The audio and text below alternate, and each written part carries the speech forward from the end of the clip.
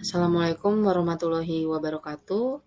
Di sini saya akan mempresentasikan pertemuan ke-12 dari mata kuliah Pendidikan Anti Korupsi dan Etik UMB. Sebelumnya perkenalkan, nama saya Rehan Fitria Zahra dengan nomor NIM 411-200-10119 dari Prodi Teknik Sipil.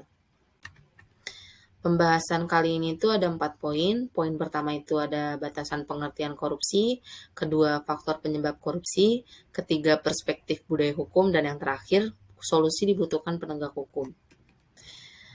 Yang pertama, batasan pengertian korupsi yaitu William J. Camblis mengemukakan bahwa dalam korupsi terlibat banyak pihak yang disebutnya sebagai cabal atau jejaring korupsi. Ia melihat bahwa korupsi merupakan bagian integral dari setiap birokrasi yang bertemu dengan kepentingan segelintir pengusaha, penegak hukum, dan politisi yang sulit dibongkar. Jejaring korupsi itu melibatkan para elit di pusat kekuasaan, yaitu pucuk pimpinan eksekutif, elit partai politik, petinggi lembaga peradilan, dan kalangan bisnis. Korupsi merupakan bagian dari sistem itu sendiri. Oleh karena itu, bukan pekerjaan mudah untuk memberantas korupsi, karena aparat penegak hukum sering berada pada situasi yang dilematis. Korupsi bukanlah kejahatan di luar sistem. Oleh karena itu, jejaring korupsi sangat sulit diterobos dari dalam karena kolusi antara pengusaha dengan politisi dan aparat penegak hukum.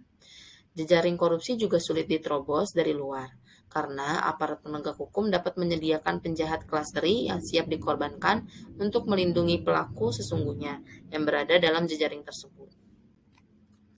7 kategori korupsi. Yang pertama, korupsi transaktif, yaitu uang yang menunjukkan adanya kesepakatan timbal balik antara pihak yang memberi dan menerima keuntungan bersama.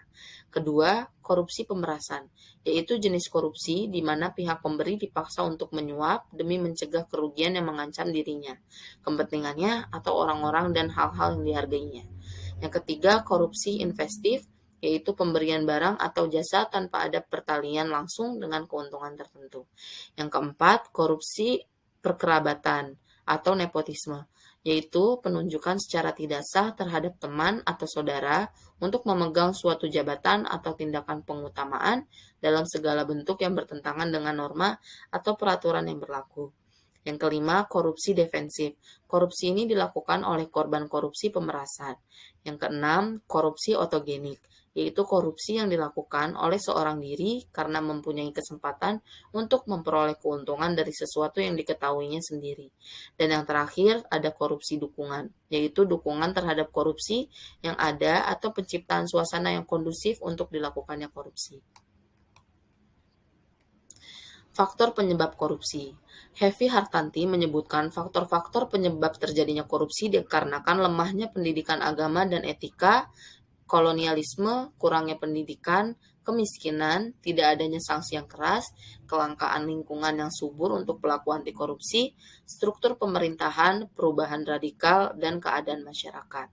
Namun demikian, faktor yang paling penting dalam dinamika korupsi adalah keadaan moral dan intelektual para pemimpin masyarakat.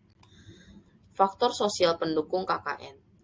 Yang pertama, desintegrasi atau anomi. Sosial karena perubahan sosial selalu cepat sejak revolusi nasional dan melemahnya batas milik negara dan milik pribadi. Kedua, fokus budaya bergeser. Nilai utama orientasi sosial beralih menjadi orientasi harta, kaya tanpa harta atau sugih tanpa bondo, menjadi kaya dengan harta. Yang ketiga, fokus budaya bergeser. Nilai utama orientasi sosial beralih menjadi orientasi harta, kaya tanpa harta, sugih tanpa bondo.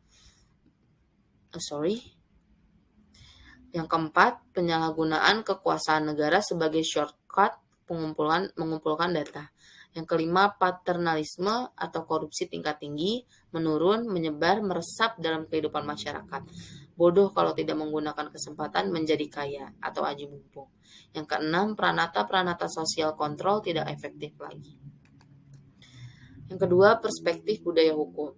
Pada masyarakat Indonesia, kebudayaan dan strukturnya sosialnya kompleks. Hukum lebih berfungsi sebagai sarana pembaharuan masyarakat. Hukum lebih banyak tumbuh dari bagian masyarakat yang mempunyai kekuasaan dan wewenang yang dapat merupakan pencerminan daripada kepentingan-kepentingan umum. Persoalan mendasar di Indonesia adalah budaya hukum yang belum berjalan dengan baik. Kondisi hukum yang sampai saat ini masih maraknya kasus korupsi yang dihadapi.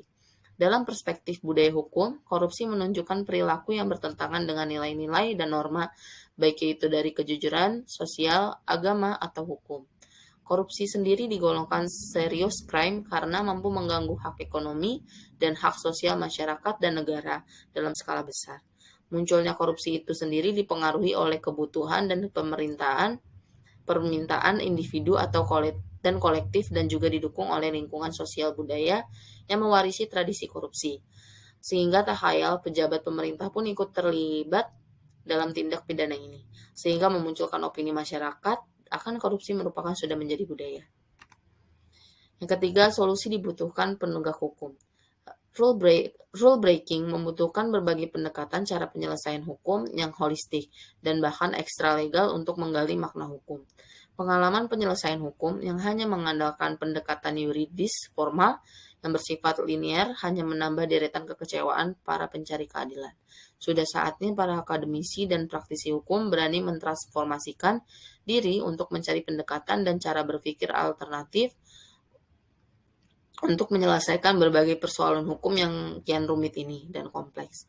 Berbagai pendekatan yang ada bukan saatnya lagi dipertentangkan dan dipersalahkan, akan tetapi justru saling melengkapi kekurangan-kekurangan yang ada dengan kelebihan masing-masing.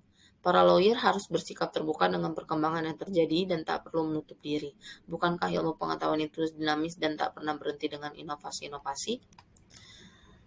Sekian dari saya, kurang lebihnya mohon maaf. Wassalamualaikum warahmatullahi wabarakatuh dan terima kasih.